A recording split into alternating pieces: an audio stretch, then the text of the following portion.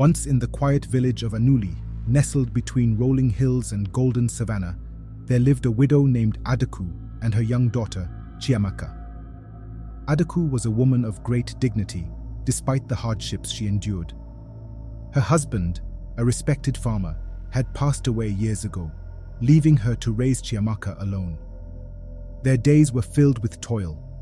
Adaku wove baskets and mats to sell at the market, while Chiamaka helped tend their small garden of yams and cassava. Anuli was a place where traditions ran deep. Every evening, as the sun set and painted the sky in hues of orange and purple, the villagers would gather under the great iroko tree in the center of the village to share stories. It was a close-knit community where everyone knew everyone else's business. Life was simple but full of meaning. One market day, Adaku gave Chiamaka a few coins and sent her to sell some of their yams. "Be wise, my daughter," Adaku advised, her voice gentle but firm. "Do not be tempted by things that glitter but have no value." Chiamaka nodded dutifully and set off to the bustling market. It was a vibrant place, alive with the sounds of traders haggling, children laughing, and the aroma of freshly roasted maize and spicy pepper soup wafting through the air. Chiamaka sold her yams quickly and was about to head home when an old woman caught her eye. The woman sat in a shaded corner of the market, her wares displayed on a tattered mat. Among them was a small, unassuming calabash. "Little one," the woman called, her voice rasping like dry leaves. "Come closer." Curiosity pulled Chiamaka toward her.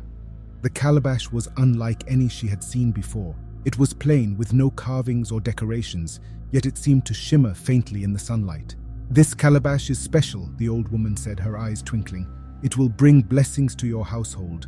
I will give it to you for the coins you have left." Chiamaka hesitated.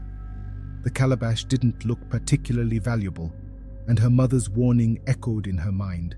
But there was something about the woman's gaze, something that felt both kind and mysterious. She handed over her remaining coins and took the calabash. When Chiamaka returned home and showed her mother the calabash, Adaku's brow furrowed. "Why would you spend your money on this?" she asked, holding the plain vessel up to the light. "The woman said it would bring us blessings," Chiamaka replied softly. Adaku sighed, but decided not to scold her daughter further. She placed the calabash on a shelf in their modest hut and thought little more of it. That night, as the village fell silent and the crickets began their song, something extraordinary happened. Adaku and Chiamaka were startled awake by a soft humming sound.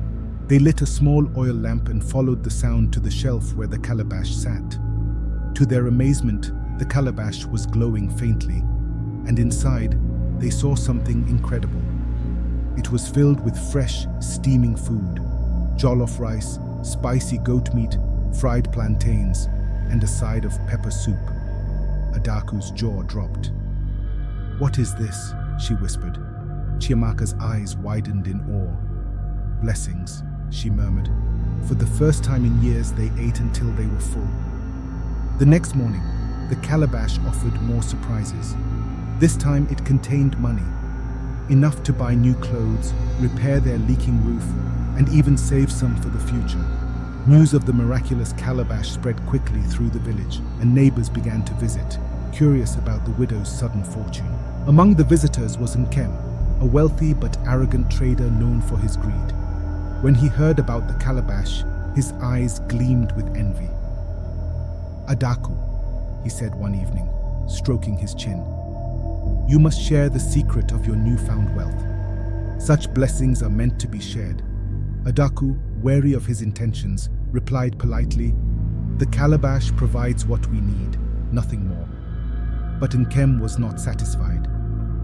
One night, he crept to Adaku's home, determined to steal the calabash. As he reached out to grab it, the calabash began to hum louder and louder until it woke the entire village. The villagers gathered outside Adaku's hut, holding lanterns and torches, and found Nkem frozen in fear, his hand inches from the calabash. "What are you doing here?" Adaku demanded. her voice steady despite the anger in her eyes. Caught red-handed, Nkem stammered, I thought it was cursed and wanted to take it away to protect you." The villagers laughed, knowing his true intentions. The village chief, an elderly man named Eze, stepped forward. "Nkem," he said sternly, "greed blinds the heart. Adaku and her daughter have been blessed because they live humbly and with gratitude. You would do well to learn from them." Chastened, Nkem slunk away, and peace returned to the village. The calabash continued to provide for Adaku and Chiamaka, but they never took its blessings for granted. They shared their fortune with the community, giving food to the hungry and helping neighbors in need. In time, the village of Anuli prospered, and the tale of the miraculous calabash became a story told under the iroko tree, a reminder of the virtues of humility, kindness, and gratitude. Years later, when Chiamaka grew up and started her own family, she often looked at the calabash, now worn with age, and remembered the old woman at the market. She never saw her again, but in her heart, she believed the woman was a spirit sent to teach them an important lesson. True wealth is not in gold or possessions, but in the goodness of one's heart.